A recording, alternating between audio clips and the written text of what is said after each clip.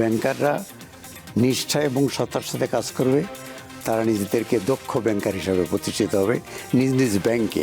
আমাদের যারা সদস্য ব্যাংকার তাদের পারফরমেন্সের জন্য যেমন ইন্ডিভিজুয়াল ব্রাঞ্চ ব্যাংকে তার প্রফেশনাল ট্রেনিং দিচ্ছে, ভালো ট্রেনিং করছে, ভালো করছে, সক্ষমতা দেখাচ্ছে দক্ষ হিসাবে, তাকে সার্টিফিকেট আমরাও কিন্তু দিচ্ছি যাতে করে সে বুঝতে পারে যে মূল্যায়ন আছে।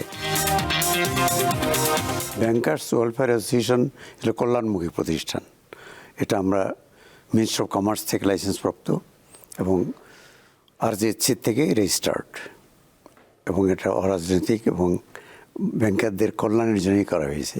এখানে যে কোনো ব্যাংকে থাকুক, আর্থিক প্রতিষ্ঠানে থাকুক, তিনি হতে পারবেন।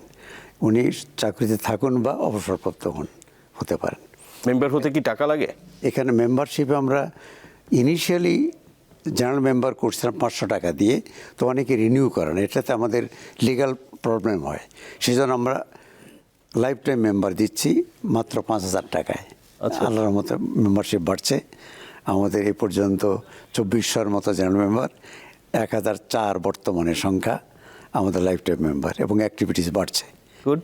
এবং যেহেতু কল্যাণমুখী, আমরা কিন্তু একটা জিনিস চিন্তা করছি যে ব্যাংকাররা নিষ্ঠা এবং সততার সাথে কাজ করবে, তারা নিজেদেরকে দক্ষ ব্যাংকার হিসাবে প্রতিষ্ঠিত হবে নিজ নিজ ব্যাংকে।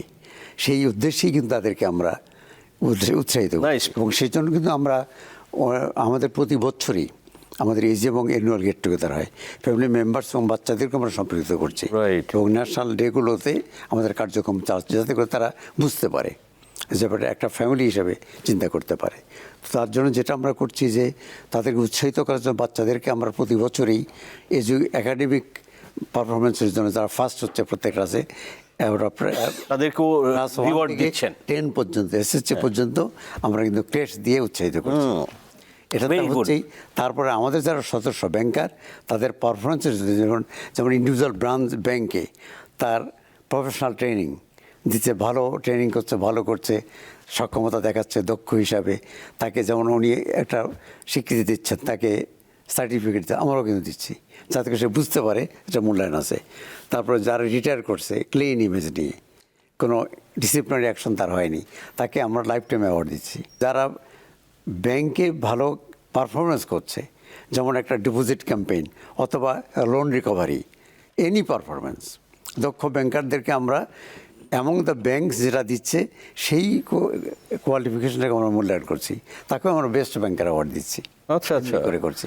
এটা আমাদের সামনে চিন্তা আছে যে যারা রিটায়ার করবেন বা সম্মানিত ব্যাংকার আছেন, ইনক্লুডিং এমডি পর্যন্ত, বেস্ট এমডি হিসাবে আমরা ট্রিট করবো, এরকম আমরা স্বীকৃতি দেবো।